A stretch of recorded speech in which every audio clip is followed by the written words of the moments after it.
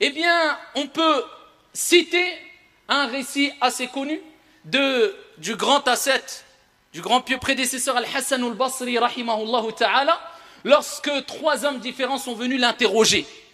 3 personnes différentes sont venues l'interroger. Une première personne a dit, Ya Imam, il est venu lui poser une question. Il lui a dit, mon jardin, eh bien, est touché par la sécheresse. Que dois-je faire? Il lui dit, implore le pardon d'Allah tabaraka wa ta'ala. Dis, astaghfirullah. On a bien compris, pas qu'une fois, pas 2 fois. Mais plus tu vas l'augmenter, et plus cela te sera bénéfique. Et vous voyez, un terme qui nous paraît simple et court, mais renferme d'énormes trésors. Et ça, c'est la richesse de l'islam et la richesse aussi de la langue arabe. Eh bien, ici, il lui dit, eh bien, augmente le pardon, la demande de pardon à Allah tabaraka wa ta'ala. Dis, astaghfirullah.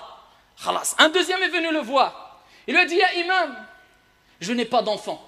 Il est touché par ce qu'on appelle aujourd'hui la stérilité. Je n'ai pas d'enfant. Que dois-je faire? Il lui dit, implore le pardon d'Allah Jalla wa ala. Augmente al-istighfar, le fait de dire astaghfirullah.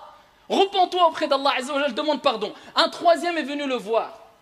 Et il lui a dit, Ya Imam, il dit, je suis touché par al-faqr, la pauvreté. Il lui a dit, implore le pardon d'Allah Azza wa Jalla. Demande pardon à Allah subhanahu wa ta'ala. Une personne qui était en présence de Al-Hassan al-Basri a dit, Ya Imam, comment cela se fait-il que aux 3 personnes qui sont venues avec 3 situations différentes, tu leur as donné la même et unique réponse?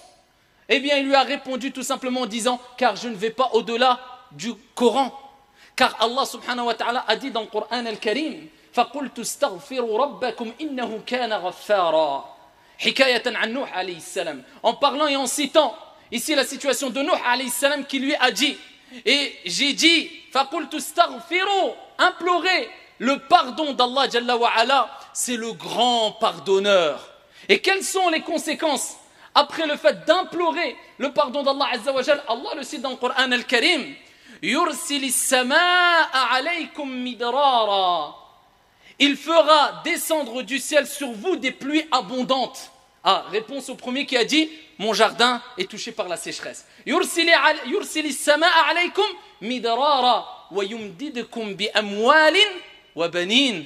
Et ensuite Allah Jalla wa ala dit, et il nous rappelle après l'istighfar, qu'est-ce qu'il y aura? Non seulement il y aura la pluie, et Allah tabaraka wa ta'ala vous comblera de biens, d'argent et de biens de façon générale, et d'enfants.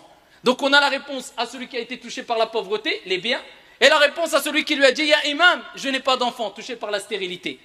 Et donc on voit ici que l'istighfar nous apporte, eh bien, la richesse, par la permission d'Allah Jalla wa ala, provoque eh bien le rizq, la subsistance venant d'Allah subhanahu wa ta'ala, les pluies abondantes, et te permet à toi, mon frère ou toi, ma soeur, si tu es touché par la stérilité, eh bien qu'Allah Jalla wa ala, s'il en décide ainsi, de par cette cause, eh bien Allah subhanahu wa ta'ala t'accordera sûrement un enfant par la cause de l'istighfar si à la base tu étais stérile.